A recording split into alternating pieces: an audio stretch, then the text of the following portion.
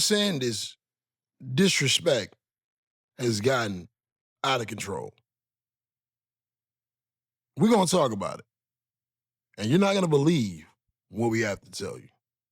Make sure y'all share the video, like the video, subscribe to the channel. You're in the NFL Litcast. Wait till I get my D right. Then they gon' crown me broken man.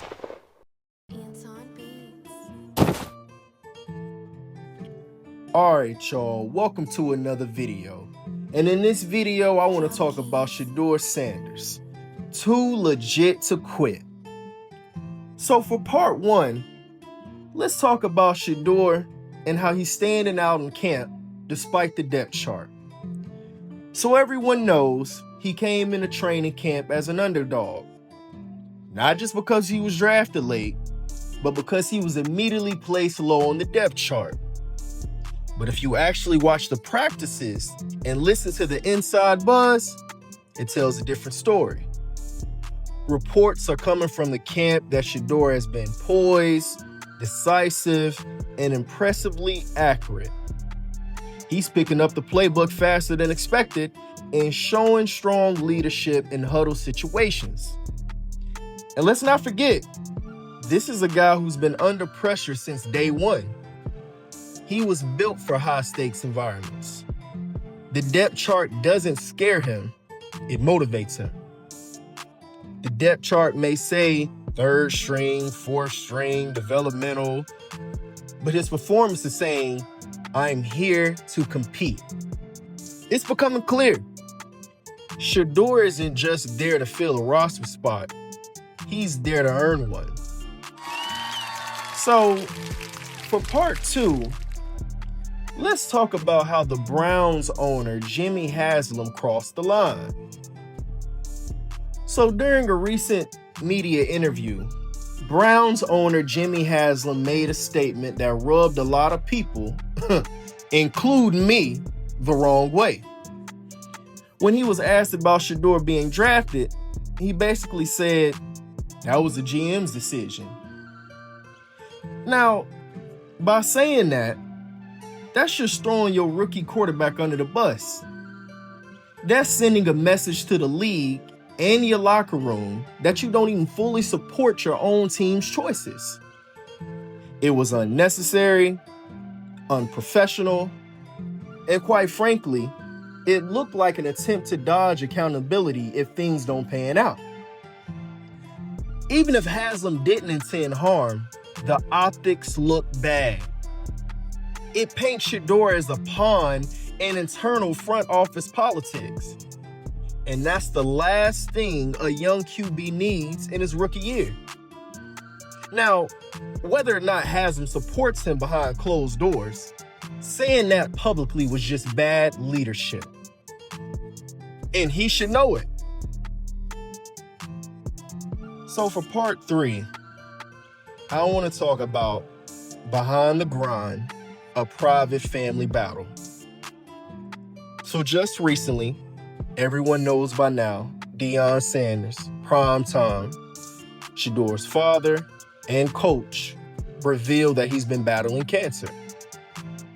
This wasn't even public knowledge before, and it adds a whole new layer to everything Shedeur is even doing right now. Imagine going through your first NFL training camp, competing for a job, dealing with a whole lot of outside criticism and inside criticism, all while your father, your mentor, your previous coach is fighting cancer behind the scenes. Most young athletes would crumble under that emotional weight. Shedeur? He stayed locked in. He hasn't made excuses. He hasn't asked for sympathy. He's just kept working. That tells you everything you need to know about his character and inner strength. Now for this last part, let's call it, there's an agenda, but Shedeur won't fold. Let's call it what it is, man. There's a narrative being pushed against Shedeur Sanders. Some people believe he only got drafted because of his last name. Others resent the attention he gets. And then there's that group that just doesn't want to see him succeed because he doesn't fit their mold of a traditional NFL rookie. But here's the thing. Shedeur's never bought into the noise. He's let his work do the talking. Every interview, professional. Every rep, locked in. Every setback, met with even more grind. His maturity is way beyond his age. He's been handling media pressure and public scrutiny since high school. This league has chewed up and spit out plenty of young QBs who got drafted under the radar. But Shedeur, he's got a chip on his shoulder, a legacy on his back, and a work ethic that doesn't quit. You can't coach hunger, and Shedeur's got it in him.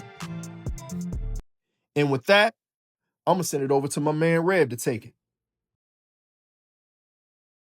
Let's see, we picked him on. We have good process, okay? And if you'd have told me, let's see, we picked him on Saturday, right? Friday night driving home, y'all are going to pick Shedeur, I would say that's not happening. But we had a conversation early that morning, and then we had a conversation later that day. I think we had the right people involved in the conversation. At the end of the day, that's Andrew Berry's call. Andrew made the call to pick Shedeur.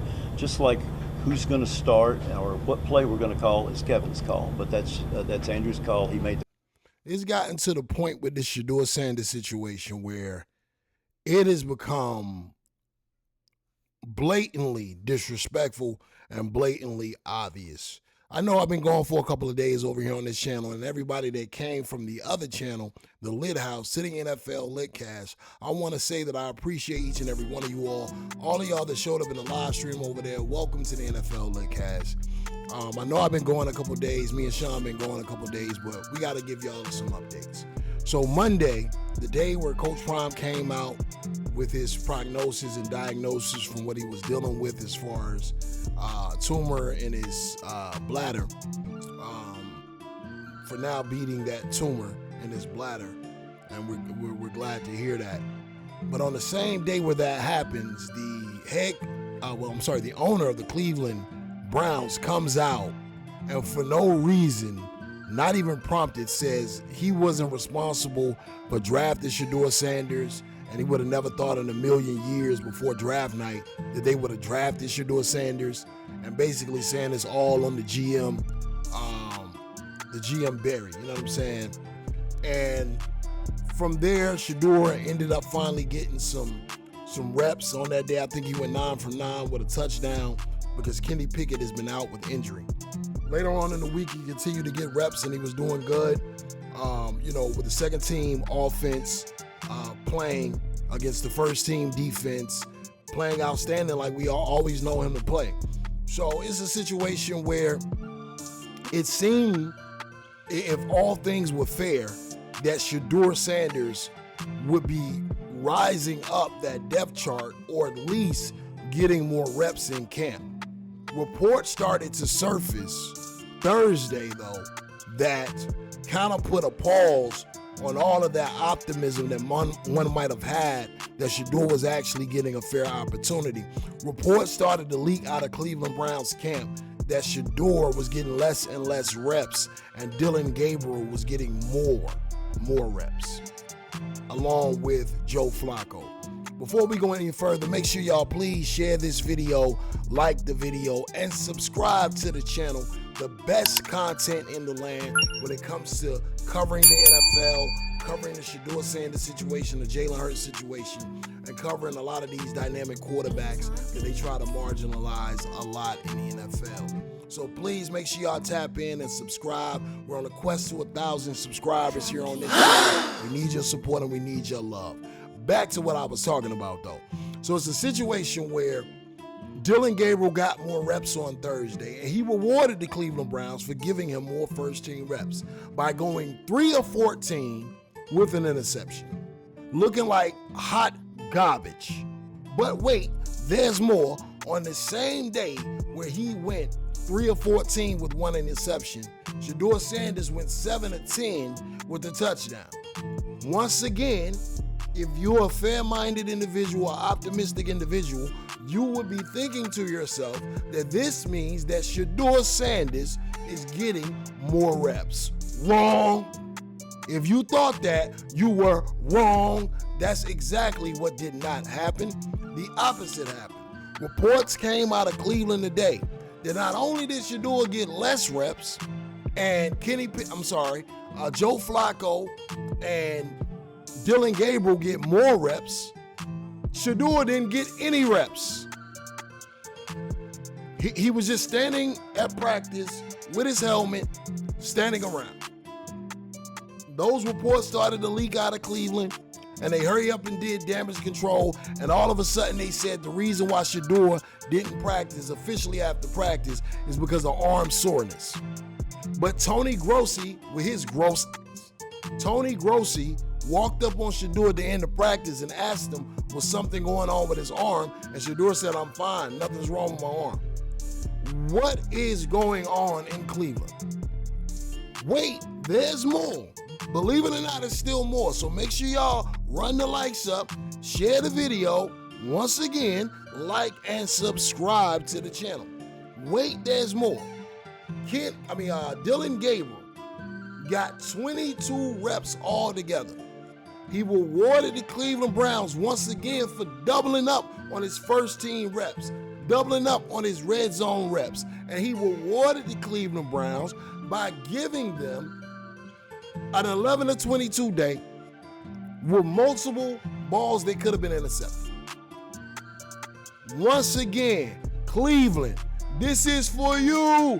What is going on, man? On my other channel, The Lit House, I was very skeptical. I was very worried about Shedeur getting a fair opportunity in Cleveland. It just seemed funky the entire time. On draft day, the third day of the draft, after Shedeur had fell like a comet, I got reports that my Philadelphia Eagles wanted Shedeur, and they were going to take him with the next pick in the 5th round. And right before they took him, Cleveland jumps him and takes him. When they had several opportunities in the 1st round with 2 first-round picks to unite him and Travis Hunter. But they took Shedeur, so to me, it just never set right. It just felt like they were taking him so the Eagles couldn't get him. It feels like there's secret backroom conversations that are going on in some murky NFL office to marginalize, and to slow track or not give Shedeur a chance. That's what it feels like. It does not feel like this young man is getting a fair opportunity. And I dare say, as I always say, allegedly, it feels like collusion. It feels like collusion, man, because nothing else is making any kind of sense right now. How is a man outpacing every other quarterback in Cleveland Browns training camp, throwing at a higher percentage with worse players because he's playing with the 2nd and 3rd string guys against the 1st team and the 2nd team defense, but he's outplaying guys that are playing with the starters. He has the highest completion percentage per these stats that they keep releasing. He's at 70%. He has yet to throw an interception. 70%, 6 touchdowns, no interceptions. What is going on in Cleveland? Did what happened today signals to us that Shedeur is about to be shut down and eventually cut? Because it doesn't seem like this guy is getting a real opportunity here. Every time we see Shedeur, he's the first in practice, an hour before anyone else. Every time we see Shedeur, he's the last in practice, leaving after everyone else. There's a clip going around that the Cleveland Browns put out themselves. After a long practice, Shedeur Sanders is running wind sprints up and down the field in shoulder pads, putting in extra work. Been a staple in the community since he was drafted by the Browns. Had a hiccup with the speeding, manned up, owned it, said it wouldn't happen again, didn't run from responsibilities. All throughout the clips that we see, all of the veteran players that actually played downs for the Cleveland Browns, contributing guys, Idoku, the tight end, Myles Garrett, the defensive end. They're showing love to Shedeur. They're saying stuff like, we know what's up. You know what I'm saying? Like what is going on? Why are the Cleveland Browns going out of their way to marginalize Shedeur Sanders? If you're going to cut him, make sure y'all run a like, sub, share the video, like the video, subscribe to the channel. You know I gotta tell it like it's TIAs. You know what I'm saying? You know I gotta tell it like it's TIAs. I gotta break it down so it can forever and consistently be broken.